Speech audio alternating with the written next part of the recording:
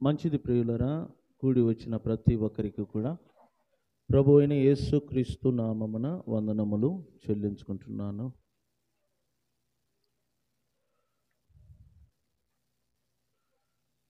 ఈరోజు దేవుని వాక్య భాగములు అపోస్తుల కార్యములు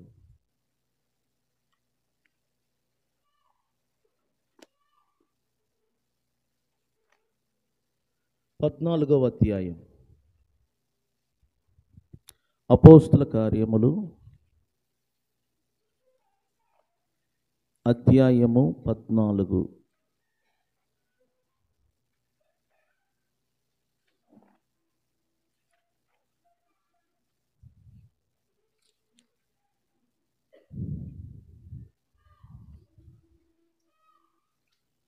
ఏడు, 8, 9, 10 వాక్య భాగములను చదువుకుందాం. అపోస్తుల కార్యములు అధ్యాయము 14 వాక్య భాగములు 7 నుంచి 10 వరకు. లుస్త్రాలో బలహీన పాదము గల ఒకడు ఉండెను. బలహీన పాదము గల ఒకడు ఉండెను. అతడు పుట్టినది మొదలుకొని కుంటివాడై ఎన్నడును నడువలేక కూర్చుండియుండువాడు. అతడు పౌలు మాటలాడుట వినెను. పౌలు అతని వైపు తేరి చూచి స్వస్థత పొందుటకు అతనికి విశ్వాసము ఉండేనని గ్రహించి, నీ పాదములు మోపి సరిగా నిలువుమని బిగ్గరగా చెప్పినప్పుడు అతడు గంతులు వేసి నడువసాగెను. దేవుడిచ్చిన ఈ వాక్య భాగముల కొరకు 2 చేతులు పైకెత్తి స్తోత్రములు చెల్లించుదాము. హల్లెలూయా, హల్లెలూయా. ఇక్కడ చూడండి సంగమా, లుస్త్రా అనేది ఒక పట్టణం. ఆ పట్టణములో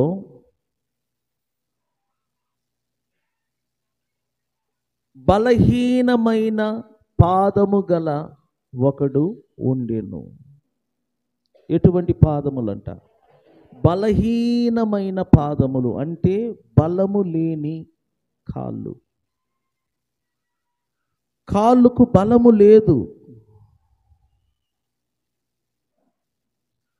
అందువలన అతడు నడవలేకపోతున్నాడు, నిలబడలేకపోతున్నాడు.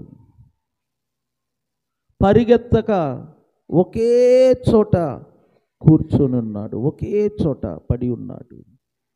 కారణం ఏంటంటే తన కాళ్ళలో శక్తి లేదు, బలము లేదు. బలహీనమైన పాదములు, బలహీనమైన పాదములు. బైబిల్ అంటుంది, అతడు పుట్టినది మొదలుకొని, హఠాత్తుగా అతని పాదములు బలహీనమైన పాదములుగా మారలేదు. కానీ బైబిల్ అంటుంది అతడు పుట్టినది మొదలుకొని. కొంతమంది పుట్టినప్పుడే అనారోగ్యవంతులుగా పుడతారు, కుంటివారుగా పుడతారు, గుడ్డివారుగా పుడతారు. ఇది తల్లి గర్భము నుండి బయటికి వచ్చినప్పుడే. ఇతడు కూడా అతడు పుట్టినది మొదలుకొని కుంటివాడై ఎన్నడును నడవలేక ఒకే చోట ఏమై ఉన్నాడంట, కూర్చుండి ఉండువాడు. కదలక ఒకే చోట ఉన్నాడు. గుర్తుపెట్టుకోండి, బలహీనమైన పాదములు గల ఒకడు, బలహీనమైన పాదములు గల ఒకడు. అతడు పుట్టినది మొదలుకొని, హఠాత్తుగా అతని పాదములలో బలహీనత రాలేదు. కానీ అతడు పుట్టినది మొదలుకొని నడవలేక, కుంటివాడై, పరిగెత్తలేక ఒకే చోట ఏమై ఉన్నాడంట, కూర్చొని ఉన్నాడు. అతడు పౌలు మాట వింటున్నాడు. పౌలు మాట్లాడుతున్నప్పుడు ఈ కుంటివాడు వింటున్నాడు.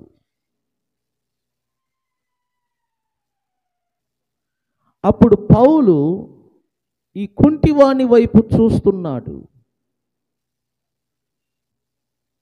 ఎలా చూస్తున్నాడంటే బైబిల్ అంటుంది అతని వైపు ఎలా చూశాడంట, తేరి చూసి.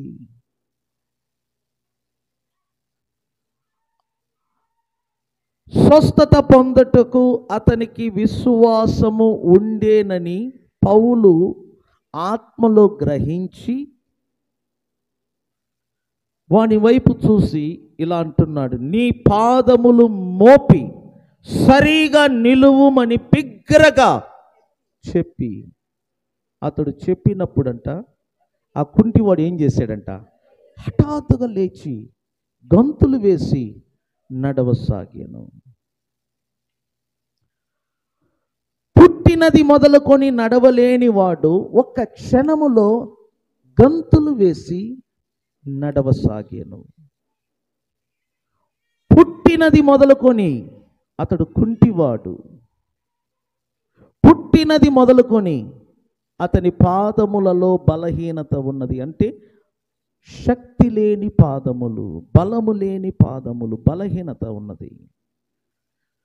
అలాంటి వానికి క్షణములో మార్పు రావటం ఒక ఆశ్చర్యం. కొన్ని సంవత్సరాలుగా నడవలేని వాడు ఒక్క క్షణములో గంతులు వేసి నడిచి ముందుకు వెళ్ళాడు. అది చూసిన జన సమూహములు పౌలు చేసిన దానిని చూసి లుకోనియా భాషలో దేవతలు మనుష్య రూపములో దాల్చి మన యొద్దకు దిగి వచ్చి ఉన్నారని కేకలు వేసి బర్నబాకు దుత్యపతి అనియు పౌలు ముఖ్య ప్రసంగికుడైనందున అతనికి హెర్మే అనియు పేరు పెట్టిరి. అక్కడున్న ప్రజలందరూ ఆశ్చర్యపోయారు. ఎందుకంటే మార్పు అనేది ఒక్క క్షణములోనే వస్తుంది. గుర్తుపెట్టుకోండి సంగమా, నీ కుటుంబంలో మార్పు రావాలంటే, నీ జీవితంలో మార్పు రావాలంటే, నీ ఆర్థిక స్థితిగతులు మారాలి అంటే ఒక్క క్షణములోనే వస్తుంది. వారాలు, నెలలు, సంవత్సరాలు అవసరం లేదు, ఒక్క క్షణములో వస్తుంది. నువ్వు పుట్టినప్పటి నుంచి దరిద్రతలో పుట్టి పెరిగి ఉండవచ్చు. నీ దరిద్రత స్థితి నుండి నువ్వు మారాలి అంటే ఒక్క క్షణము చాలు.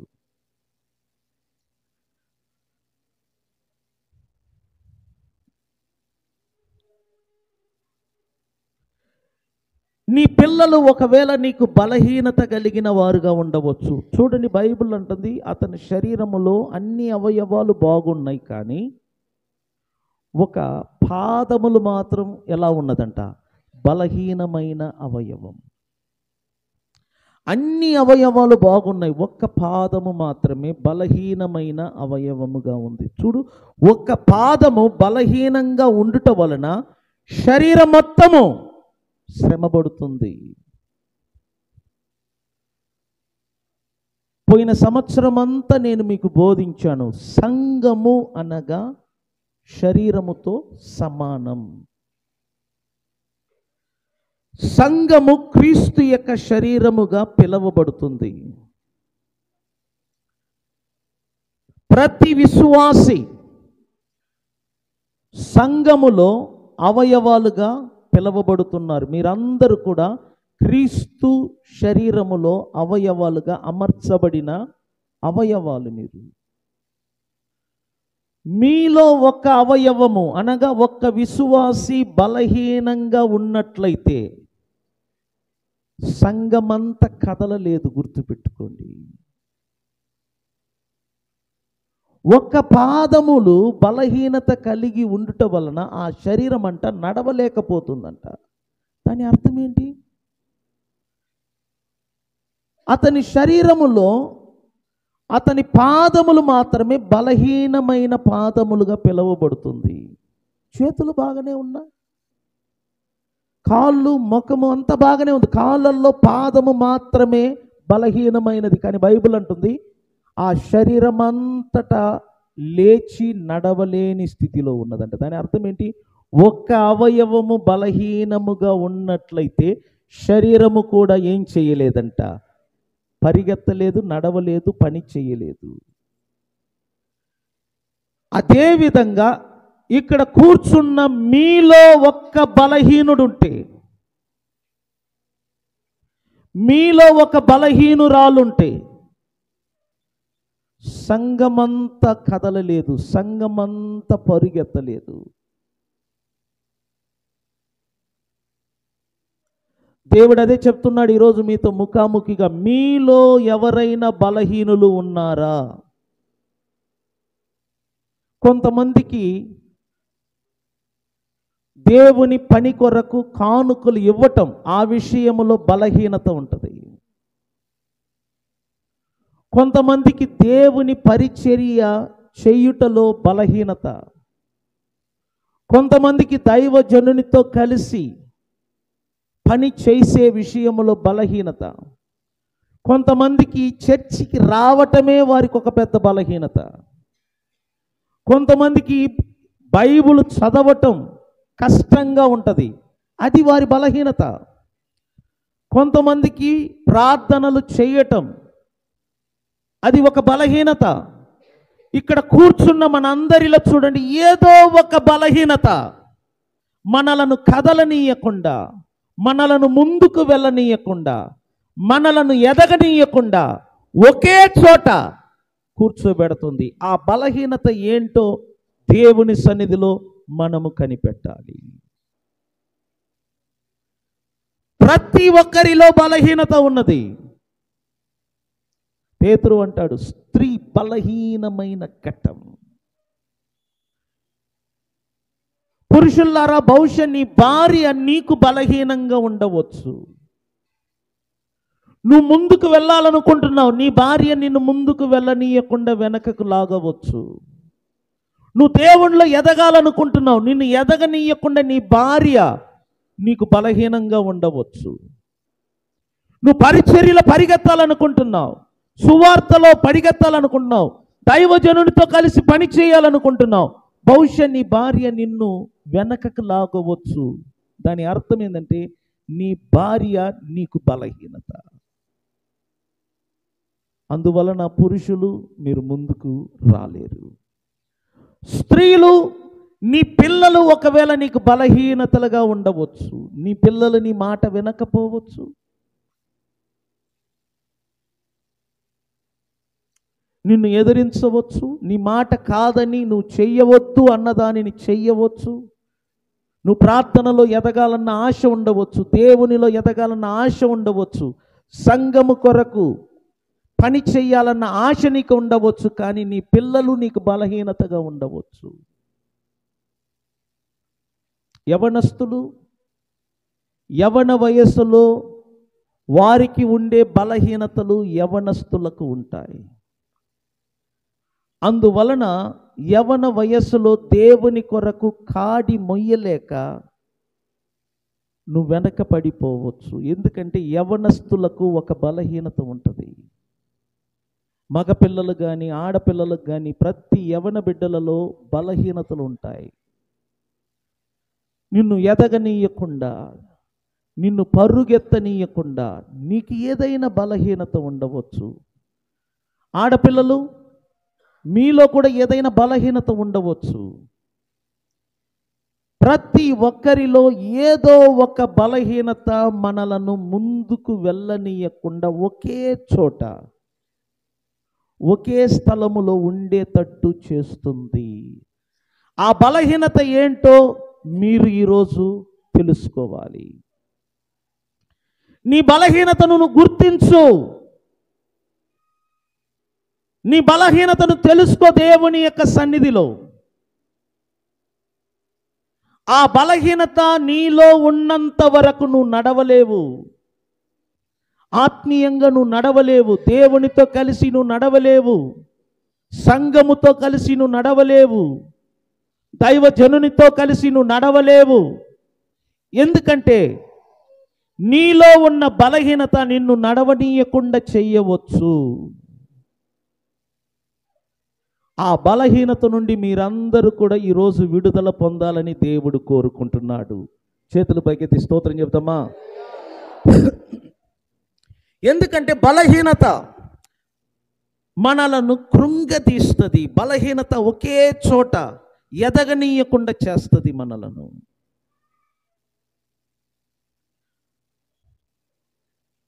ఆ బలహీనత వలన శరీరములో ఉన్న ప్రతి అవయవాలు కూడా శ్రమపడుతూ ఉంటాయి. నేను చెప్తున్నాను కదా, ఒక్క అవయవము బలహీనంగా ఉంటే శరీరం అంతా శ్రమపడవలసి వచ్చింది. ఒక్క అవయవము బలహీనంగా ఉంటే. సంఘమా, మీలో పురుషులు మీరు ఒక్కరు బలహీనులుగా ఉంటే సంఘము ఎదగటానికి కష్టంగా ఉంటుంది. సంఘము ఎదగాలన్నా, సంఘము అభివృద్ధి కావాలన్నా, శరీరములో అవయవాలుగా పిలువబడుతున్న మీరు బలవంతులుగా ఉండాలి. మీరు బలము కలిగి ఉండాలి. మీరు శక్తిమంతులుగా ఉండాలి. మీరు మీ బలహీనత నుండి బయటపడాలి. ఎందుకు అంటే సంఘము ఎదగాలి అంటే ఆ సంఘములో ఉన్న ప్రతి విశ్వాసి బలవంతులుగా ఉండాలి, ఉత్సాహంగా ఉండాలి, కలిసి పని చేయాలి. మీరు ఎంత కష్టపడి పని చేసినా వాటికి జీతం వస్తుంది. ఆ జీతముతో మీ కుటుంబాన్ని, మీ పిల్లలను పోషించుకోగలరు. కానీ నిత్యత్వములో మాత్రము మీకు దేవుడు కిరీటము, మీకు దేవుడు ప్రతిఫలం ఇవ్వాలంటే ఈ భూమిలో ఉన్నప్పుడు సంఘము కొరకు మీరందరూ కలిసికట్టుగా పని చెయ్యాలి. సంఘము క్రీస్తు యొక్క శరీరం అండి. ఈ శరీరము క్షేమాభివృద్ధి కలిగి ఎదగాలి అంటే, ఈ శరీరము బలపరచబడాలి అంటే, ఈ శరీరము ఆరోగ్యంగా ఉండాలి అంటే, ఈ శరీరము దినదినము క్రీస్తు స్వరూప్యములోనికి మార్చబడాలంటే, ఈ శరీరములో అవయవాలుగా అమర్చబడిన విశ్వాసులైన మీరందరూ కూడా మీ బలహీనతను విడిచిపెట్టి లెయ్యాలి. ఒక్కొక్కరికి ఒక వీక్నెస్ ఉంటుంది. త్రాగుడు ఒక బలహీనత, సిగరెట్ ఒక బలహీనత, విభచారము చేయటం ఒక బలహీనత, దొంగతనము చేయటం ఒక బలహీనత, మోసము చేయటం ఒక బలహీనత, వేశ్యతనము చేయటం ఒక బలహీనత, కుటుంబాన్ని మోసం చేయటం, భర్త భార్యను మోసం చేయటం, భార్య భర్తను మోసం చేయటం, ఇవన్నీ బలహీనతలలో ఒకటి. నువ్వు ఏ బలహీనత వలన ఒకే చోట ఉంటున్నావో కనిపెట్టు. ఈ బలహీనత వలన నీ కుటుంబము సఫర్ అవుతుంది, నీ కుటుంబము దెబ్బతింటుంది, నీ కుటుంబం బాధపడుతుంది, నీ పిల్లలు బాధపడుతున్నారు, నీ కుటుంబ సభ్యులందరూ నలిగిపోతున్నారు. అదేవిధంగా సంఘము కూడా నీ బలహీనత వలన ముందుకు వెళ్ళలేకపోతుంది. ఎందుకంటే నీ చుట్టూ ఉన్న అన్యజనులు నీ బలహీనతను చూసి వారు ప్రభువులోనికి రాలేకపోతున్నారు. నీ బలహీనతను చూసి సంఘములోనికి రాలేకపోతున్నారు. నీ బలహీనతను చూసి సంఘము ఎదగటానికి ఆటంకపడుతుంది.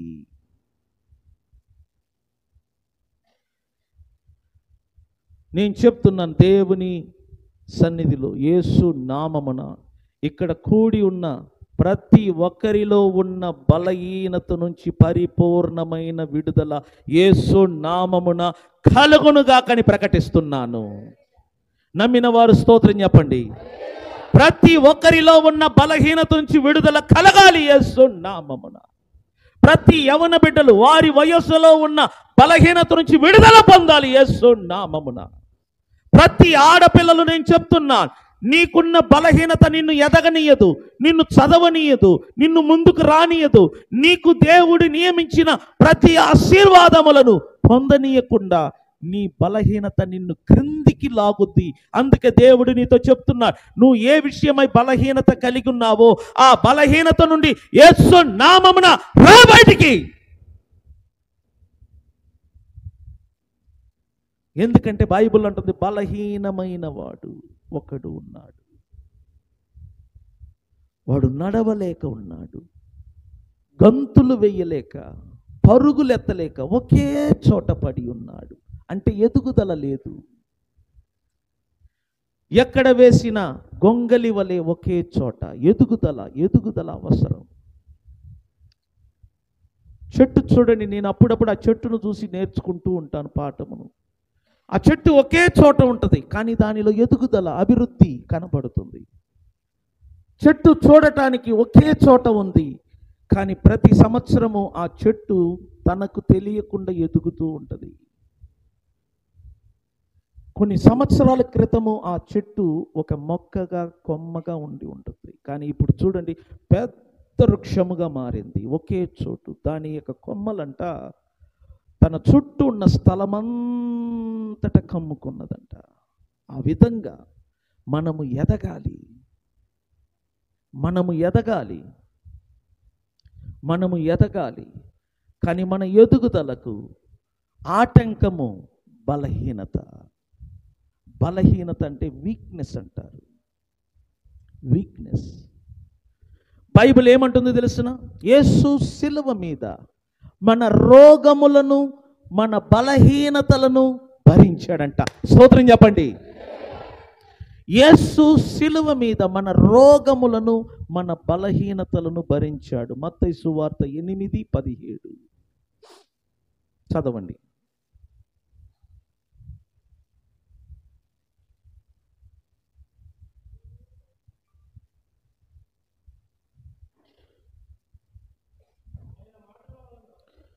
ఆయన మాటలాడుతుండగా, చెప్పు నాన్న. ఓకే. అందువలన ఆయనే మన బలహీనతలను ఏం చేశాడంట? భరించుకొని మన రోగములను భరించేనని ప్రవక్త అయిన యెషయా ద్వారా చెప్పబడినది నెరవేరెను. 17 మరలా, ఆయన అనగా యేసు, ఆయన మాట వలన దయ్యములను వెళ్ళగొట్టి రోగములెల్లను ఏం చేశాడంట? స్వస్థపరచెను. అందువలన ఆయనే, చెప్పండి, ఆయనే మన బలహీనతలను ఏం చేశాడంట? భరించుకొనేను. సంగమా, నీ బలహీనతలను యేసు భరించాడు. భరించటం అంటే ఏంటి తెలిసిన? మోసాడు. ఆ బరువును భరించాడు. ఒక్కొక్కరికి ఒక బలహీనత ఉంటుంది. ప్రతి మనిషికి ఒక బలహీనత ఉంటుంది. బలహీనత లేని వారు ఎవరు లేరు ఈ సృష్టిలో. ప్రతి ఒక్కరిలో బలహీనత ఉంటుంది. మన బలహీనతలను యేసు భరించాడు సిలువ మీద. మన రోగములను, మన బలహీనతలను యేసు భరించాడు సిలువ మీద. అది మనము గుర్తు చేసుకొని మన బలహీనతను విడిచిపెట్టాలి. మన బలహీనత నుండి మనం బయటికి రావాలి. నువ్వు ఏ విషయమై బలహీనుడుగా కనబడుతున్నావో, ఏ విషయంలో నువ్వు, నీ కుటుంబము, నీ పిల్లలు బలహీనులుగా కనబడుతున్నారు, ఆ విషయంలో రా బయటికి యేసు నామమున. ఎందుకంటే నీ బలహీనతలను యేసు భరించాడు. నా బలహీనతలను యేసు భరించాడు. ఇక్కడ కూడి ఉన్న మన అందరి బలహీనతలను యేసు భరించాడు. అందును బట్టి రెండు చేతులు పైకెత్తి ఆ యేసు నామమునకు మహిమ, ఘనత, ప్రభావములు కలుగునట్లుగా ఏకాత్మ కలిగి ఒకసారి దేవునికి స్తోత్రం చెప్దాం. హల్లెలూయా, హల్లెలూయా. ఎందుకంటే యేసు మన బలహీనతలను భరించాడు. ఈ బలహీనత నుంచి మనం బయటపడాలి. ఈ బలహీనత నుంచి మనం బాగుపడాలి. ఈ బలహీనత ఉన్నదాని వలన అతడు నడవలేకపోతున్నాడు. 1 సంవత్సరము 2 సంవత్సరము కాదు. బైబిల్ అంటుంది అతడు పుట్టినది మొదలుకొని, సంగమా అర్థం చేసుకో, అతడు పుట్టినది మొదలుకొని ఎలా ఉన్నాడంట? కుంటివాడై ఉన్నాడు, నడవలేక. కుంటివాడు, అవిటివాడు. నడవలేని వాణిని చూసి ప్రజలు ఏమంటారంట? కుంటివాడు అంటారు, అవిటివాడు అంటారు. ఈ బలహీనత వాణిని నడవనీయకుండా కుంటివాడుగా చేసింది. ఒకే చోట పడి ఉండేటట్లు చేసింది. ఆ సమయమున పౌలు, బర్నబా సువార్త ప్రకటించుటకు లుస్త్రా అనే పట్టణానికి వచ్చారు. ఒక చోట పౌలు సువార్తను ప్రకటిస్తున్నప్పుడు, పౌలు పరిశుద్ధాత్మ శక్తితో మాట్లాడుతున్నప్పుడు, ఈ కుంటివాడు అనగా బలహీనుడైన కుంటివాడు పౌలు మాటలను వింటున్నాడు. నేను అందుకే చెప్తూ ఉంటాను, దేవుని వాక్యం చెప్పేటప్పుడు వినండి. నేను ఎక్కువగా వినేటట్లుగా ప్రోత్సహిస్తాను. ఒకవేళ ఎవరైనా వినకపోతే పేరు పెట్టి అయినా పిలుస్తాను. కొంతమంది నాకు చెప్పారు, బాధపడుతున్నారు. నేనేం చేయలేను. ఎందుకంటే ఒకరు బాధపడటానికి ఇక్కడ నేను నిలబడలా, దేవుణ్ణి సంతోషపరచబడటానికి. ఒకటే గుర్తుపెట్టి, నేను మనుషులను సంతోషపరచటానికి ఇక్కడ నిలబడలేదు, ఎవరిని సంతోషపరచటానికి. నేను వాక్యం చెప్తున్నప్పుడు వినాలి. వింటేనే నీలో విశ్వాసం కలుగుద్ది. బైబిల్ అంటుంది వినుట వలన ఇక్కడ విశ్వాసము కలుగుద్ది. దేవుని వాక్యము నువ్వు ఎంతగా వింటావో నీకిక్కడ విశ్వాసం కలుగుద్ది. విశ్వాసము చాలా ప్రాముఖ్యమైనది ఈ దినములలో. చూడండి, డబ్బుతో చేయలేని పనులన్నీ కూడా విశ్వాసము వలన ఒక విశ్వాసి చెయ్యగలడు. బైబిల్లో యేసు అదే చెప్పాడు, దేవునికి సమస్తము సాధ్యము, అలాగనే నమ్మిన వానికి సమస్తము. చూడు, దేవుడు ఏ పనులు చెయ్యగలడో విశ్వాసము గలవాడు అదే పనులు చెయ్యగలడు. దేవుడు ఏదైనా చేయగలడు, అలాగనే నమ్మినవాడు ఏదైనా చేయగలడు. విశ్వాసము అంత గొప్పది. బైబిల్ అంటుంది విశ్వాసము వలన ఒకడు దేవునికి ఇష్టుడై ఉండుట. దేని వలన ఒకడు దేవునికి ఇష్టుడై ఉంటాడంట. అంటే దేవుడు ఎవరిని ఇష్టపడతారంట? విశ్వాసము కలిగిన వారిని. ఈ చివరి రోజుల్లో నీకు కావలసినది విశ్వాసము. మీకు ఒక విషయం చెప్తున్నాను, డబ్బు కంటే విశ్వాసము శక్తివంతమైనది. బైబిల్ చదివే వాళ్ళు విశ్వాసమునకు ప్రాముఖ్యత ఇస్తారు. డబ్బు కంటే విశ్వాసము చాలా శక్తివంతమైనది. డబ్బుతో చేయలేని పనులన్నిటినీ కూడా ఒక మనిషి విశ్వాసము వలన చెయ్యగలడు. మీరెప్పుడైనా ప్రభునందు విశ్వాసం ఉంచండి. ప్రభు మనకు అనుగ్రహించిన దేవుని వాక్యములను విశ్వసించండి. ఈ వాక్యముల మీద అనుమానం మీకు ఉండకూడదు.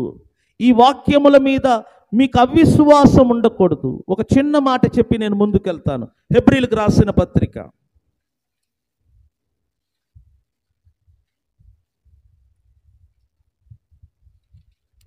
హెబ్రీలకు రాసిన పత్రిక అధ్యాయము 4 2వ వాక్యము చూడండి, నేను చదువుతాను. ప్రకటింపబడినట్లు మనకును సువార్త ప్రకటింపబడెను గాని వారు వినిన వారితో విశ్వాసము గలవారై కలిసి ఉండలేదు గనుక విన్న వాక్యము వారికి నిష్ప్రయోజనం. చూడండి, వాక్యం విన్నారంట, కానీ వారికి ఎలా ఉందంట?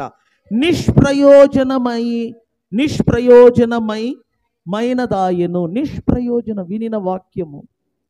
ఎందుకు అంటే వారు వాక్యమును విన్నారు కానీ విశ్వసించలేదు. వారు వాక్యమును విన్నారు కానీ విశ్వసించలేదు. మీరు వింటున్న ప్రతి వాక్యమును విశ్వసించాలి. మీరిక్కడ మీ దైవజనులు మీకు ఏ వాక్యమును బోధిస్తున్నారో వాటిని విశ్వసించాలి. మీరిక్కడ వింటున్న ప్రతి వాక్యమును నమ్మాలి, విశ్వసించాలి. వినుట వలన మీకు విశ్వాసం కలుగుతుంది కనుక ఇక్కడ మీకు ఏ వాక్యములు బోధిస్తున్నారో వాటిని శ్రద్ధగా వినాలి, వాటిని జాగ్రత్తగా వినాలి. మీరు వింటున్న సమయంలో ఈ వాక్యం అంట మీ లోపల ప్రయోజనకరమైన వాటిని చేస్తూ ఉంటుంది, పని చేస్తుంది. మీరు వింటున్న ప్రతి వాక్యం మీలోనికి వచ్చి పని చేస్తుంది.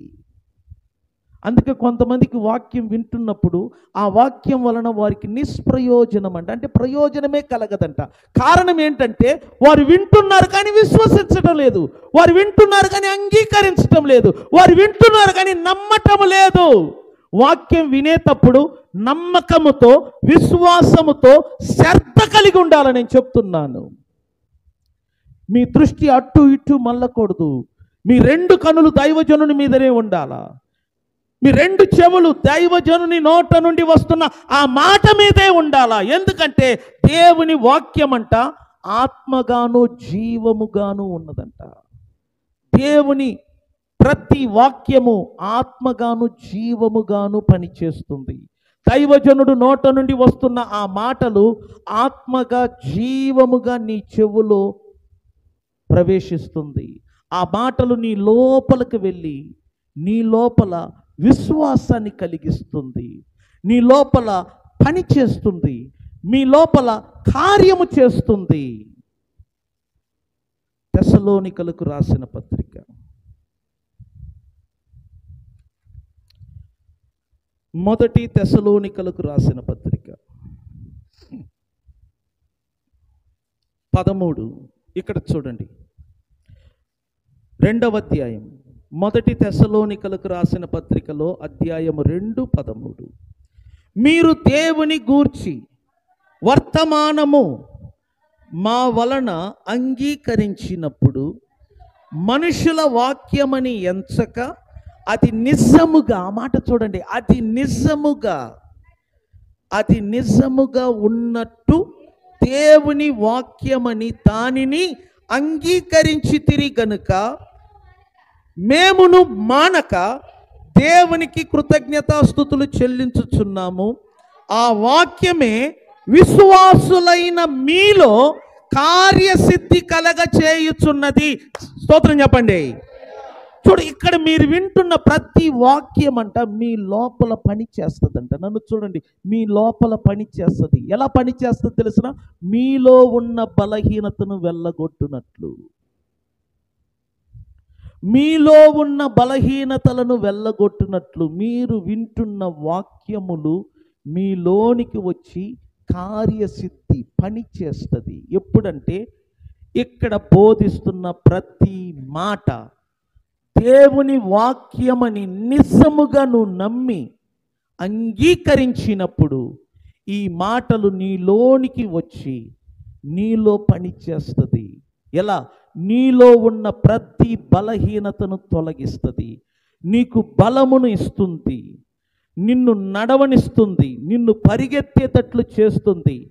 నువ్వు ఏ విషయములో బలహీనత కలిగి ఉన్నావో ఆ విషయములో నువ్వు బలవంతుడిగా మారునట్లు చేస్తుంది. అందుకే నేను చెప్తున్నాను, వాక్యం వింటున్నప్పుడు సంగమా వినండి. మీ కుటుంబం బాగుపడాలన్నా, మీ పిల్లలు బాగుపడాలని, నీ రాబడి, నీ యొక్క ఆరోగ్య స్థితిగతులు బాగుపడాలంటే ఒకటే మార్గం.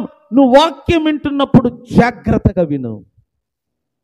ఒక్క మాట నీ జీవితాన్ని మార్చేస్తుంది, ఒక్క మాట నీ శరీరాన్ని మార్చివేస్తుంది, ఒక్క మాట నీ కుటుంబమును పీడిస్తున్న దారిద్ర్యము నిన్ను విడిచిపోతుంది.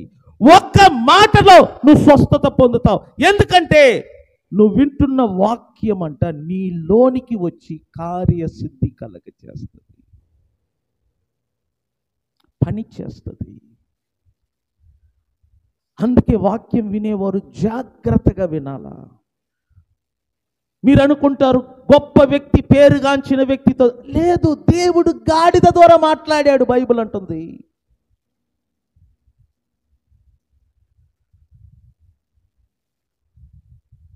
దేవుడు కాకి ద్వారా ఏలియాను పోషించాడు. నీకు బుద్ధి చెప్పటానికి, నీ కుటుంబానికి బుద్ధి చెప్పటానికి దేవుడు ఎవరినైనా ఇక్కడ నిలబెట్టి మాట్లాడవచ్చు. కానీ నువ్వు వినాలి, జాగ్రత్తగా వినాలి. నీ నిద్రను నువ్వు కంట్రోల్ చేసుకోవాలి. వినేటప్పుడు డిసిప్లిన్గా కూర్చొని వినాలి. దేవుడు నాతో ఏ మాట్లాడబోతున్నాడో, ఏ మాటల ద్వారా ఈరోజు నన్ను దర్శించబోతున్నాడో, నాకు నా కుటుంబానికి ఏ వర్తమానము దేవుడు ఇవ్వబోతున్నాడో నువ్వు ఎదురు చూపుతో కూర్చొని వాక్యం వినాలి. వినిన వాక్యాన్ని మనసులో దాచుకోవాలి. ఇంటికి వెళ్ళిన తర్వాత ఈరోజు చర్చిలో ఏ వాక్యం చెప్పారో ఆ వాక్యాన్ని మరలాను జ్ఞాపకం చేసుకోవాలి. వాటిని మరలను గుర్తు తెచ్చుకోవాలి. వాటిని గురించి నువ్వు లోతుగా ఆలోచించాలి. అందులో నీకు ఏదైనా హెచ్చరిక, వాగ్దానము, ఆజ్ఞ ఏదైనా ఉంటే వాటిని నువ్వు పాటించాలి. అప్పుడు చూడండి, నీ జీవితంలో, నీ కుటుంబంలో మార్పు వస్తుంది. సగం అర్థం చేసుకో, దేవుడు ఈ దినములలో కూడా మనతో మాట్లాడుతున్నాడు. దైవజనుల ద్వారా ఆయన మాట్లాడుతున్నప్పుడు ఇది నిజముగా ఉన్నది ఉన్నట్లు దేవుని వాక్యమని మీరు అంగీకరించినట్లయితే ఆ వాక్యము మీలోనికి వచ్చి కార్యసిద్ధి కలగజేస్తుందంట. స్తోత్రం చెప్పండి. కార్యసిద్ధి అంటే మీలో ఉన్న లోపములు, మీలో ఉన్న బలహీనతలు, వాటి నుండి పరిపూర్ణమైన విడుదల ఇస్తుందంట మీకు. ఈ యవనస్తుడు వింటున్నాడు, పౌలు చెప్తున్నప్పుడు జాగ్రత్తగా వింటున్నాడు. యవనస్తుడు పౌలు వైపే చూస్తున్నాడు. పౌలు వైపు తప్ప అటు ఇటు చూడట్లేదు. పౌలు ఏ మాట్లాడుతున్నాడో జాగ్రత్తగా వింటున్నాడు. అలాగనే పౌలు కూడా ఈ యవనస్తుణ్ణి గమనిస్తున్నాడు. ఇంగ్లీష్ బైబిల్లో చూస్తే అబ్జర్వ్డ్ అని ఉంది. పౌలు ఏం చేస్తున్నాడంటే, ఇతడు నా మాట వింటున్నాడని పౌలు అతనిని గమనిస్తున్నాడు. పౌలు ఏం చెప్తున్నాడో ఇతడు వింటున్నాడు. వింటున్న వాని వైపు పౌలు చూస్తున్నాడు. అందుకే చెప్తున్నాడు, వాక్యం వింటున్న వారికి, చెప్తున్న వారికి మధ్యలో హై కాంటాక్ట్ ఉంటుంది. హై కాంటాక్ట్ అన్నమాట. దాని అర్థం ఏంటి తెలిసిన? కంటి చూపుతో నేను నిన్ను చూస్తున్నప్పుడు, నువ్వు కంటి చూపుతో నన్ను చూస్తున్నప్పుడు ఏం జరుగుతుందో మీకు చెప్తున్నాను చూడు. నాలో ఉన్న ఆ శక్తి, నాలో ఉన్న ఆ అభిషేకము నా కంటి చూపు ద్వారా నీలో ప్రవేశిస్తుంది. మీరు ఎప్పుడైనా చూడండి, స్వస్థత జరిగేటప్పుడు ప్రతి దైవజనుడు ఏమన్నాడు తెలిసిన? తేరి చూచాను. ఆ దేవాలయానికి ముందు పుట్టకతో కుంటివాడు అక్కడ పడి ఉన్నాడు, భిక్షమెత్తుతున్నాడు. పేతురు, యోహాను మధ్యాహ్నం 3 గంటల సమయమున ప్రార్థనకు వెళ్తున్నప్పుడు ఈ కుంటివాడు ప్రార్థనకు వస్తున్న ఆ దైవజనులైన యోహాను గారిని, పేతురును తేరి చూశాడు. అప్పుడు వాళ్ళిద్దరు కూడా అతని వైపు తేరి చూశారు. చూపు, ఫోకస్ అన్నమాట. అందుకే వాక్యం చెప్పేటప్పుడు అటు చూడకూడదు, ఇటు చూడకూడదు. నీకు వాక్యం చెప్తున్న దైవజనుని మీద మాత్రమే నీ 2 కన్నులు ఉండాలా. ఎందుకు తెలుసిన? ఫోకస్, లక్ష్యం ఉంచటం. ఆ వాక్యమందు మీరు లక్ష్యం ఉంచిన ఎడల మీకు మేలు కలుగును. పేతురు అంటాడు, దేవుని వాక్యం బోధిస్తున్నప్పుడు ఆ బోధిస్తున్న దైవజనుని మీద లక్ష్యం ఉంచాలి. ఎందుకంటే ఆయన నోటి నుండి వస్తున్న ఆ మాటలు మీరు వినినప్పుడు మీ లోపల అద్భుతాలు జరుగుతాయి. ఈ కుంటివాడు వారిని చూసి ఏదైనా భిక్షం ఇస్తారని ఎదురు చూస్తున్నాడు. వారు అతను చూసి, మా దగ్గర వెండి బంగారములు లేవు, కానీ మేము కలిగి ఉన్నది నీకు ఇస్తాం అని అతనిని తేరి చూసి, నజరేయుడైన యేసు నామమున లేచి నడవమన్నాడు. అప్పుడు చూడండి, పుట్టినప్పటి నుంచి నడవలేని వాడు ఆ క్షణమంట లేచి గొంతులేసాడంట. స్తోత్రం చెబుతామా? ఏమైంది అక్కడ? ఫోకస్ అన్నమాట. నేను అదే చెప్తున్నాను, ఫోకస్. నీ 2 కన్నులు దైవజనుని మీద ఉండాలా. మీరు ఎక్కడ ఏ స్థలంలో కూర్చున్నా నీ 2 చెవులు ఆయన చెప్తున్న మాట మీద ఉంటేనే నువ్వు ఆ రోజు దీవించబడతావు. ఫోకస్ అన్నమాట. నీ దృష్టి పూర్తిగా వాక్యం వైపు ఉండాలా. పక్కన మాటలన్నా డిస్టర్బ్ చేయవద్దు అనాలా. పక్కన నిన్ను ఎవరైనా గెలికినా ఊరకుండా అనాలా. ఎందుకంటే నువ్వు ఇక్కడికి వచ్చినది ఏదో ఒక మేలుని పొందాలి, ఏదో ఒక అద్భుతం పొందాలి. నీ కుటుంబంలో కొన్ని సంవత్సరాలుగా నిన్ను, నీ పిల్లలను పీడిస్తున్న ఆ బలహీనత నుంచి నువ్వు విడుదల పొందటానికి వచ్చి ఉన్నావు. కాబట్టి ఆ విడుదల పొందాలి అంటే దేవుని వాక్యం ఒకటే నీలో పని చేయాలా. ఇతడు అలాగనే దైవజనుడు చెప్తుంటే వింటున్నాడు. వినుట వలన చెప్పండి ఇక్కడ ఏం కలుగుద్దంట? వీడిలో వాక్యం వింటున్న కొలది విశ్వాసం కలుగుతుంది. విశ్వాసము కలుగుతున్నప్పుడు ముఖములో మార్పు వస్తుంది. నేను చెప్తున్నాను చూడండి, మీ ముఖాన్ని చూసి నేను చెప్పగలను మీ ఇంటి సంగతులు. నేను నిజం చెప్తున్నా, మీ ముఖాలను చూసి మీ ఇంటి గుట్టు మొత్తాన్ని నేను బయట పెట్టగలను. ఎలాగంటే మీ ఫేస్ అంట మీ అంతరంగాన్ని చూపిస్తుందంట. మీ లోపల ఏమున్నదో మీ ముఖ కవలికల ద్వారా నేను తెలుసుకోగలను. పౌలు ఎలా తెలుసుకున్నాడు? అతనిలో విశ్వాసం ఉందని. అతని ముఖములో సంతోషము, ధైర్యము కనబడుతుంది. ఇక్కడ విశ్వాసం ఉంటే ఈ ముఖములో సంతోషం ఉంటుంది, ధైర్యం ఉంటుంది, చేతిలో రూపాయి లేకపోయినా. ఇక్కడ విశ్వాసము లేకుండా అవిశ్వాసం ఉంటే ఈ ముఖములో భయము, చింత, బాధ, దిగులు, మౌనము. మన ముఖ కవలికలు మన అంతరంగాన్ని బయట పెడతదంట. పౌలు అతనిని చూశాడు, అతడు వాక్యం వింటున్నాడు, అతనిలో విశ్వాసము బలముగా ఉంది. విశ్వాసం ఉంది కానీ, వినండి, విశ్వాసము అతనిలో బలముగా ఉంది కానీ స్వస్థత పొందలేకపోతున్నాడు. మీలో చాలా మందిలో విశ్వాసం ఉంది కానీ కుటుంబంలో మార్పు రావట్లా. మీలో విశ్వాసం ఉంది కనుక మీరు చర్చికి వస్తున్నారు. మీలో విశ్వాసం ఉంది కనుక దేవునికి ఇచ్చే దశమ భాగాలు ఇస్తున్నారు. మీలో విశ్వాసం ఉంది కనుక దైవజనుడు చెప్పినట్లు చేస్తున్నారు. కానీ మీ కుటుంబంలో ఎప్పటి నుంచో మిమ్మల్ని పీడిస్తున్న ఆ బలహీనత మిమ్మల్ని విడిచిపెట్టలేకపోతుంది. విశ్వాసం ఉంది, వాటితో పాటు బలహీనత కూడా ఉంది. వాడిలో విశ్వాసం ఉంది కానీ వాడి పాదములు ఎలా ఉన్నాయంట? బలహీనత. అంటే విశ్వాసం ఉంది, బలహీనత ఉంది. విశ్వాసం ఉంది, రోగం ఉంది.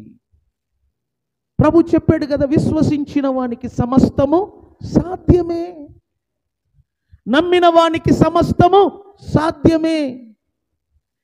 2 గుడ్డివారు వచ్చి ప్రభుని అడుగుతున్నారు, మమ్మలను స్వస్థపరచుమని. ప్రభు ఏమన్నాడు? ఇది నేను నీకు చెయ్యగలను అని మీరు నన్ను విశ్వసించుచున్నారా? అందుకు గుడ్డి వాళ్ళు ఏమన్నారు? అవును ప్రభువా, మేము విశ్వసించుచున్నాము అన్నారు. అంటే దాని అర్థం ఏంటి? స్వస్థత కానీ అద్భుతాలు కానీ నీలో ఉన్న విశ్వాసము ద్వారానే జరుగుతుందంట. మరి వీడిలో విశ్వాసం ఉంది కానీ ఎందుకు వాడి పాదములో ఉన్న బలహీనత నుంచి బయటపడలేకపోతున్నాడు? ఎందుకు వాడు స్వస్థత పొందలేకపోతున్నాడు? పుట్టినప్పటి నుంచి వాడు అక్కడే పడి ఉండటానికి కారణం వాడి బలహీనత.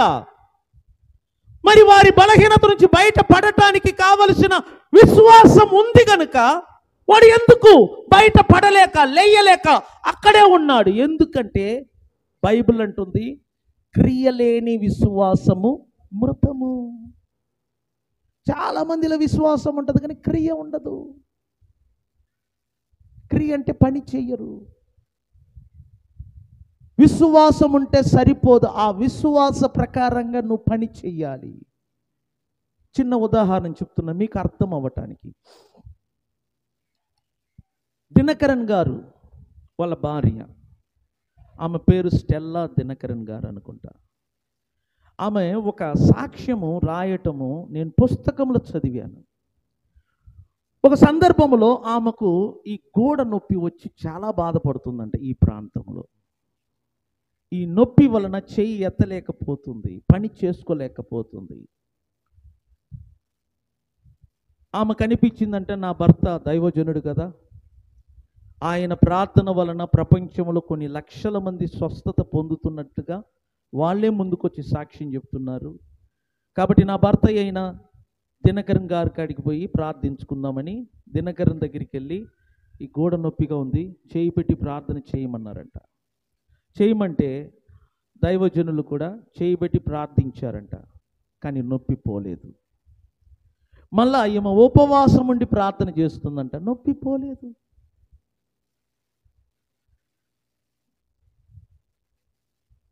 స్వస్థత వరము కలిగిన దైవజనుడు ప్రార్థించిన నొప్పి పోలేదు, ఈమె ఉపవాసం ఉండి ప్రార్థనలు చేసుకున్న నొప్పి పోలేదు. అరే ఇదేంటి, ఎంతోమందికి స్వస్థత కలుగుతుంది, నాకు కలగట్లేదని బాధపడుతుందంట, ఏడుస్తుందంట. ఒకరోజు ఆమె బైబిల్ పెట్టుకొని చదువుతున్నప్పుడు ఒక వాక్య భాగము ఆమె హృదయాన్ని అలా తాకింది. ఏంటంటే 1 పేతురు 2:24 అక్కడ ఇలా రాయబడి ఉన్నది, ఆయన పొందిన గాయముల వలన మీరు స్వస్థత నొందితిరి. చెప్పండి, ఆయన పొందిన గాయముల వలన మనకేం కలిగి ఉన్నది? స్వస్థత కలిగి ఉంది. ఈ వాక్యాన్ని చదివింది, ఈ వాక్యాన్ని విశ్వసిస్తుంది, కానీ నొప్పి పోవట్లా. అప్పుడు ఆమెకు అర్థమైందంట, నేను విశ్వసిస్తున్నాను కానీ క్రియలేని విశ్వాసం ఏంటి? మృతం. అప్పుడు ఆమె ఏం చేసిందంటే తెలిసిన, ప్రభువా నీవు పొందిన గాయముల వలన నాకు స్వస్థత కలిగి ఉన్నది అని చెప్పి ఎత్తలేని చేతిని ఆమె ఏం చేసిందంట, అలా ఎత్తిందంట. ఇన్ని రోజులు నొప్పిగా ఉంది నొప్పిగా ఉంది అని ఆమంతటా ఆమె ఎత్తకుండా అలాగనే కింద ఉంచింది. ఇప్పుడు నొప్పి ఉన్నా ఏమైనా కానీ అని నొప్పితోనే ఎత్తుతుంది, నొప్పితోనే పని చేస్తుంది, నొప్పితోనే అన్ని పనులు చేస్తుంది. ఆ నొప్పి ఉండగానే చేతులు ఎత్తుతుంది, దింపుతుంది, ఏదైనా చేయగలుగుతుంది. 2-3 రోజుల తర్వాత అక్కడ నొప్పి ఉన్న విషయాన్నే మర్చిపోయిందంట. స్తోత్రం చెప్దామా? చూడండి, విశ్వాసం ఉంటే సరిపోదు, క్రియ, పని చెయ్యాల. క్రియ ఇంపార్టెంట్. బైబిల్ ఏమంటుందంటే దయ్యములకు కూడా విశ్వాసం ఉందంట. దేనికంటే చెప్పండి, దయ్యములు కూడా యేసు క్రీస్తు ప్రభు అని విశ్వసిస్తుంది. కాబట్టి యేసు నామమును పలకగానే గడగడ వణుకుతుందంట. దయ్యాలు కూడా దేవునికి భయపడుతూ వణుకుతుందంట. దయ్యం కూడా దేవుడు ఉన్నాడని విశ్వసిస్తుందంట. విశ్వాసం దయ్యాలకు కూడా ఉంది. అట్లాగనే మన లోపల విశ్వాసం ఉండి కూడా మనం ఎందుకు మేలులు పొందలేకపోతున్నాం? మనం ఎందుకు స్వస్థత పొందలేకపోతున్నాం? మన కుటుంబాల ఆర్థిక స్థితిగతులు ఎందుకు మారలేకపోతుంది? ఎందుకంటే క్రియలేని విశ్వాసం ఇక్కడ ఉంది, పని చేయట్లేదు. పని అంటే ఏంటి తెలుసునా? ఇక్కడ చదువు.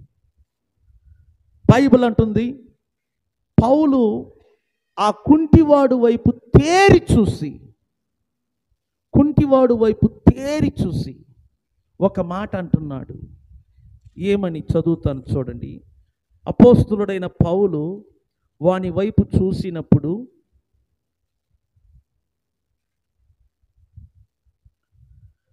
పౌలు అతని వైపు చూచి స్వస్థత పొందుటకు అతనికి ఏముండెను? విశ్వాసం ఉండేనని గ్రహించి ఏమంటున్నాడు? నీ పాదములు మోపి సరిగా నిలువు అన్నాడు. నన్ను చూడండి, ఎవరిని చూసి అంటున్నాడు పౌలు? నిలబడలేనిని. ఎవరిని చూసి? వాడు నిలబడలేడు, కానీ వాడిని చూసి ఏమంటున్నాడు? నిలబడు అంటున్నాడు. నన్ను చూడండి, నిలబడలేని వాడిని చూసి నిలబడు అంటే వాడు కోపపడతాడు. నిలబడలేడు, వాడిని చూసి లేచి నిలబడు, లేచి పరిగెత్తంటే కోపపడతాడు. నీ దగ్గర రూపాయి లేదు, నేనంటున్నాను కారు కొను అంటున్నాను, నీకు ఎలా ఉంటుంది? నా దగ్గర డబ్బులు లేదు, ఈ పాస్టర్ నన్ను ఏం కొనమంటున్నాడు, ఎగతాళి చేస్తాడు. కానీ అర్థం చేసుకోండి, దేవుడు మీతోనే మాట్లాడుతాడు. మీ దగ్గర ఏది లేదో, లేదు అని కూర్చొని బాధపడితే లైఫ్ లాంగ్ మీ దగ్గర లేకుండానే పోతుంది. మీ దగ్గర ఏది లేదో దానిని తెచ్చుకోవటానికి విశ్వాసముతో లేచి ముందుకు వెయ్యండి. ఇక్కడ నా లైఫ్లో జరిగిందంతా డబ్బులు చేతిలో పెట్టుకొని నేను ఎప్పుడు చేయలేదు. నేను చెప్తున్నాను, ఇక్కడ జరిగిన ప్రతి పని నా దగ్గర కట్టలు పెట్టుకొని నేను ఎప్పుడు చేయలేదు. నేను పని ప్రారంభించినప్పుడల్లా రూపాయి కూడా నా దగ్గర ఉండదు, కేవలము విశ్వాసం. ఆ విశ్వాసం కలిగినప్పుడు ఇక్కడ నాకు భయం ఉండదు. అదే నాకు గుర్తు. భయం ఉండదు. నిజమైన విశ్వాసం అంట భయాన్ని వెళ్ళగొట్టుద్దంట. ఇక్కడ విశ్వాసం నాకు పెరిగిందంటే భయం ఉండదు. ఇక్కడ రేపటి గురించి భయం ఉండదు, రేపు డబ్బులు ఎలా వస్తుంది భయం ఉండదు.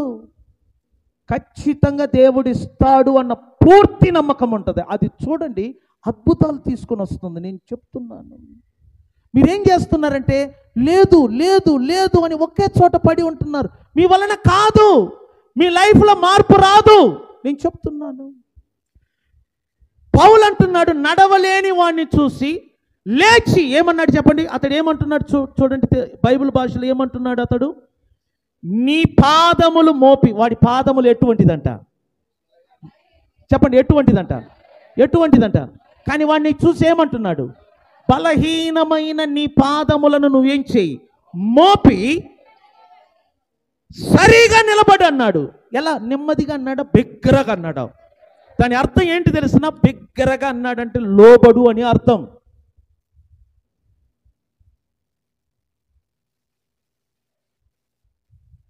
బలహీనమైన పాదము కలిగిన వాడిని చూసి నీ పాదములు మోపి సరిగా నిలబడన్నాడు. బిగ్గరగా అన్నాడు. వాడు కూర్చొని ఆలోచించాడా?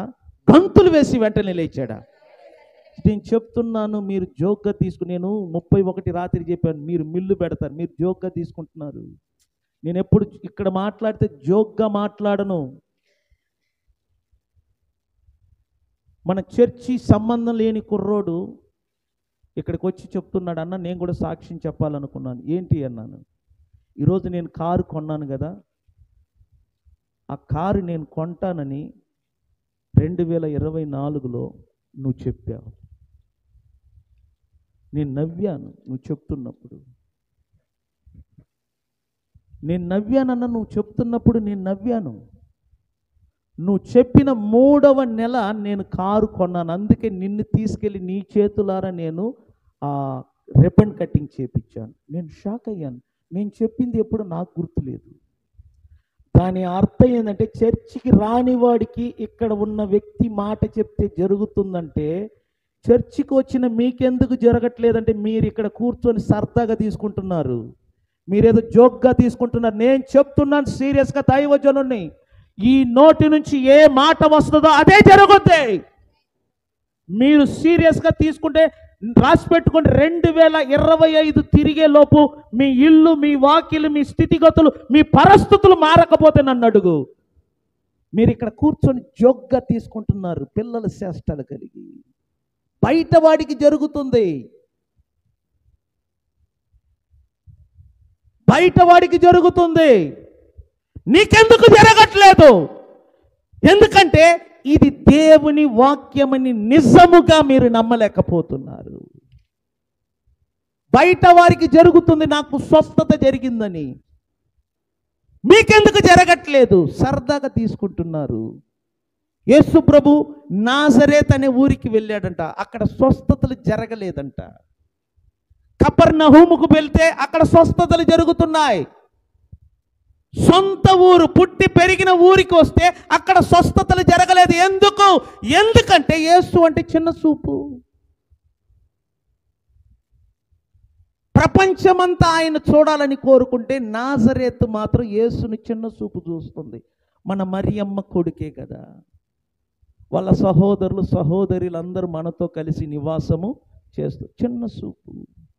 అందుకే యేసు చెప్పాడు, ప్రవక్త తన సొంత ఊరిలో ఏం పొందడంట. నేను చెప్తున్నాను, ప్రవక్త ఏ ఆత్మ కలిగి ఉన్నాడో అదే ఆత్మతో మీతో మాట్లాడుతున్నాను. మీరు అర్థం చేసుకోవట్లా? వింటున్న వారంట వెంటనే రెస్పాండ్ అవ్వాలా. దైవజనుడు చెప్పినప్పుడు లెయ్యన్నప్పుడు వెంటనే లెయ్యాలా. ఇక ఆలోచించకూడదు. కూర్చొని నీకు అద్భుతం కాదు నేను చెప్తున్నా. వాడు పుట్టినది మొదలుకొని ఆ రోజు కండి లెయ్యక అక్కడే ఉండి ఉంటే నేను చెప్తున్నా చనిపోయేంత వరకు కూడా వాడు ఎలా ఉండేవాడు?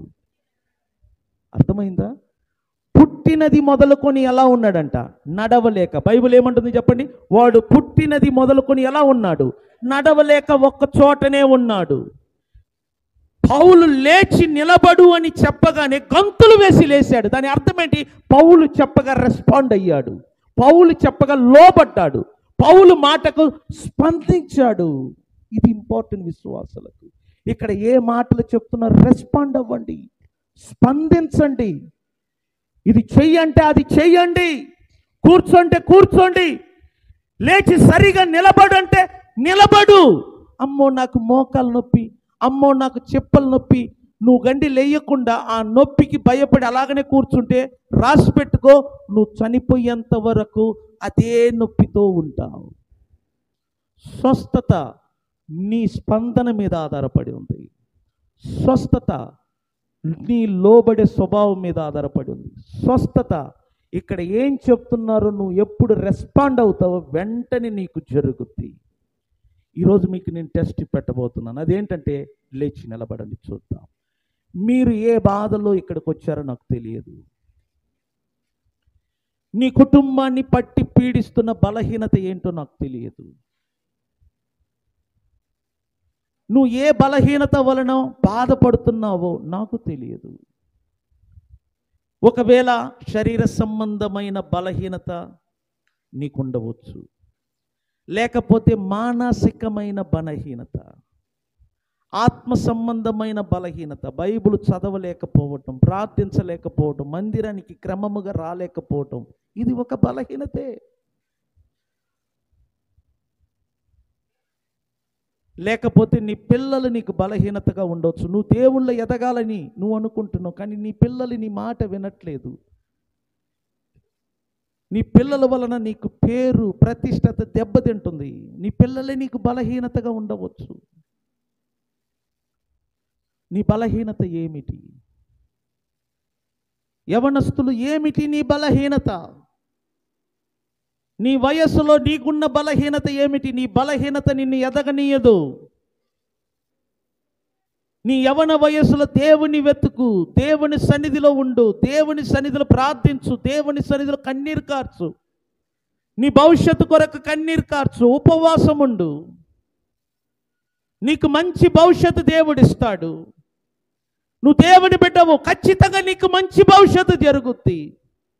నీ బలహీనత గురించి బాధపడవద్దు, దాన్ని విడిచిపెట్టు. నీ బలహీనత నుంచి నువ్వు బయటికి రా. పురుషులారా, ఏమిటి నీ బలహీనత? నీ భార్య బహుశా నీకు బలహీనతగా ఉండవచ్చు. యెజబెలు తన భర్తకు ఒక బలహీనత కాబట్టి యెజబెలు భర్త కుక్క చావు చచ్చాడు. బైబిల్లో మనం చూస్తున్నాం. అహాజు అనే వ్యక్తి తన భార్య వలన హీనమైన చావు చచ్చాడు. కారణం, తన బలహీనత తన భార్య. ఒక్కొక్కరికి ఒక్కొక్క బలహీనత ఉన్నది. కొంతమందికి డబ్బులు లేదు అన్న బలహీనత, కొంతమందికి ఇల్లు లేదు అన్న బలహీనత, కొంతమందికి ఆరోగ్యం బాగులేదన్న బలహీనత. ఏమిటి నీ బలహీనత? ఈరోజు ఒక దైవజనుడిగా నేను చెప్తున్నాను, ఆ బలహీనత నుంచి మీరు యేసు నామమున బయటికి రండి. లేదు అని బాధపడవద్దు, ఉన్నదానిని బట్టి ఆనందించు, సంతోషంగా ఉండు. దేవుడు నీకు ఇచ్చిన దానిని బట్టి సంతోషించు, లేని దాని గురించి ఆలోచన చేయవద్దు. దేవుడు తన కుమారుడైన క్రీస్తును నీ కొరకు అప్పగించాడంట. ఆ క్రీస్తు నీ బలహీనతలను నీ రోగములను శిలువ మీద మోసాడు. నీ కొరకు చేయవలసిన వాటిని చేశాడు. నువ్వెందుకు బాధపడుతున్నావు? దేవుడు అడుగుతున్నాడు. నువ్వు ఎందుకు దుఃఖపడుతున్నావు? నువ్వు ఎందుకు మనోవేదన కలిగి ఉంటున్నావు? అందువలన నీ శరీరానికి అనారోగ్యం, అందువలన నీ శరీరములో బలహీనత పెరుగుతూ ఉంటది. స్త్రీలారా, నువ్వు ఏ నొప్పితో బాధపడుతున్నావో దేవుడు చెప్తున్నాడు, యేసు నామమున ఆ నొప్పి నుండి స్వస్థత పొందు. యేసు నామమున రెస్పాండ్ అవ్వు వెంటనే. హల్లెలూయా బాలారా. స్వస్థత నీలోనే ఉన్నది. యేసయ్య పొందిన గాయముల వలన మీకు స్వస్థత కలిగి ఉన్నది. యేసు పొందిన గాయముల వలన మనకు స్వస్థత కలిగి ఉన్నది.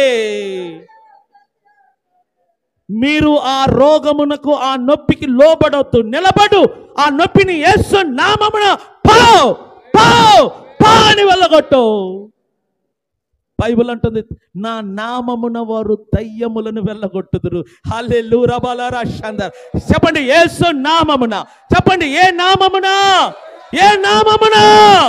ఆ నామమున ప్రతి రోగములను, ప్రతి దయ్యములను, ప్రతి సమస్యలను వెళ్ళగొట్టు. లేచి నిలబడు. బిగ్గరగా అన్నాడు, లేచి నిలబడు, లేచి నిలబడు, నిలబడు. చేతులు పైకెత్తి స్తోత్రములు చెల్లించండి.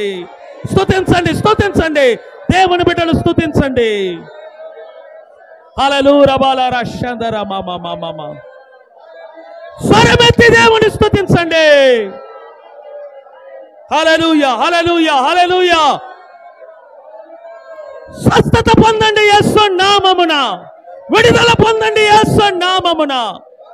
మీ కాళ్ళు చేతులు సడలించండి యేసు నామమున. హల్లెలూయా, హల్లెలూయా.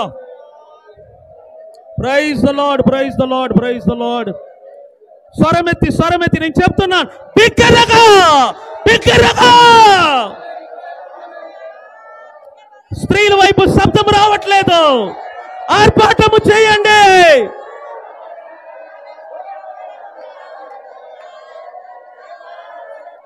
స్తుతించండి, స్తుతించండి.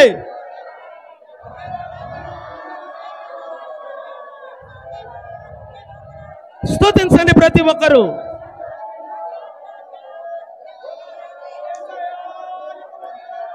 రిబాలరా షందర మామా మామా మామా.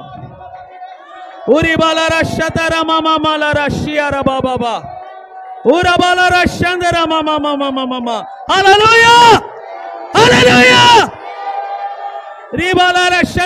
కాళ్ళు చేతులు సడలించండి, కాళ్ళు చేతులు సడలించండి.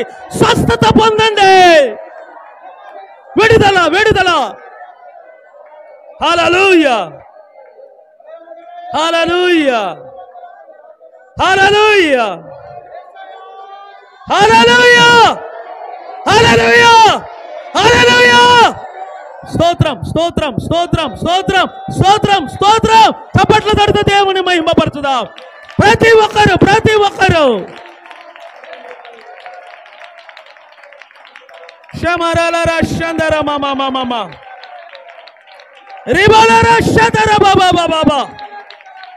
హల్లెలూయా, హల్లెలూయా. రిబలర షందర మామా. హల్లెలూయా. యేసునికి వందనాలు. ఓ రిబాలారా షందరా మామా మామా. చూడు, చూడు. ఒక మాట, ఒక మాట, ఒక మాట దేవుడు చెప్తున్నాడు. ఒక మాట, ఒక మాట. బైబిల్ తీయండి. హెబ్రీలకు రాసిన పత్రిక అధ్యాయం 12. బైబిల్ తీయండి. హల్లెలూయా. హెబ్రీలకు రాసిన పత్రిక అధ్యాయం 12. నేను చెప్తున్నాను, ఈరోజు మీలో అద్భుతాలు జరగబోతుంది. మీరు కదలాల. చూడు, లేచి సరిగా నిలబడు అంటే దాని అర్థం ఏంటి? నువ్వు సరిగా నిలబడటం లేదు, అంతే కదా దాని అర్థం. ఏమన్నాడు? నువ్వు లేచి ఎలా నిలబడ్డావన్నాడు. ఎలా అంటే దాని అర్థం ఏంటి?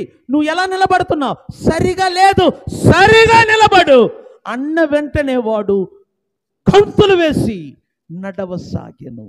నువ్వు కదలకపోతే, నన్ను చూడు, నువ్వు కదలకుండా, నీ బాడీ కదలకుండా, నీ కాళ్ళు చేతులు కదలకుండా ఏదో ఏదో ఏదో దిష్టి బొమ్మలాగా, ఏదో విగ్రహంలాగా ఉంటే స్వస్థత రాదు. నేను చెప్తున్నాను, కాళ్ళు చేతులు ప్రతిదీ కలగాల. చూడు, నన్ను చూడు, నా బాడీ మొత్తం ఎలా కదులుతుందో నీ శరీరం కలగాల, నీ శరీరం కదలాలా. బైబిల్ ఏమంటుందో ఒక్కసారి చదువు. హెబ్రీయులకు రాసిన పత్రిక 12:12. ఇక్కడ చూడు, చదువుదామా? కాబట్టి ఏంటంట నాకు వినబడట్లేదు. సడలిన చేతులను, సడలిన మోకాళ్ళు బలపరచుడి అంటే ఏంటి? మనమే మన కాళ్ళు చేతులను ఎట్లంటే చేతులు ఎత్తండి, నన్ను చూడు, స్తోత్రం చెప్పండి అంటే అది కాదు. కాళ్ళు చేతులు అంటే బలపరచుడి, మరియు కుంటి కాళ్ళు బెనకక ఏంటంట అంటే బాగుపడు నిమిత్తము మీ పాదములకు మార్గములను ఏం చేయాల అంటే నన్ను చూడు, నీ శరీరంలో బాగుపడాలన్నా అలాగనే అది నీ చేతుల మీద ఆధారపడు. నువ్వు ట్రై చేయి, నీ కాళ్ళు చేతులు కదులు, నీ ఒళ్ళంతా ఎక్కడ నొప్పి. నేను చెప్తున్నాను, యేసు నామమున నీకు నేను ఆజ్ఞాపిస్తున్నాను, శరీరములో ఉన్న ప్రతి బలహీనత నేర్చుకోవాలా మనము. ఒక్కసారి ట్రైనింగ్, ఒక్కసారి బైబిల్ కింద పెట్టు. కాళ్ళు చేతులు సడలించాలా. ఏంటంట? నడవలేని కాళ్ళు బాగుపడు నిమిత్తం, నీ శరీరం బాగుపడు నిమిత్తం, నీ కాళ్ళు చేతులు బాగుపడు నిమిత్తం, నీ శరీరములో ఉన్న అవయవాలు, మెదడు, నేను చెప్తున్నాను, ప్రతి నరనరాలు కూడా యేసు నామము వలన బాగుపడుతుంది చెప్తున్నా. ఆ నామములో తప్ప వేరే నామములో రక్షణ లేదు. స్తోత్రం చెప్పండి, హల్లెలూయా. ఎప్పుడు మీరు కాళ్ళు చేతులు కదిలించి స్తోత్రాలు చెల్లించుదాం. చూడు, నీ శరీరం కదలాలా, నీ కాళ్ళు చేతులు కదలాలా, నీ నోరు తెరవాలా. యేసు నామమున రిబాలారా షందరా బాబా.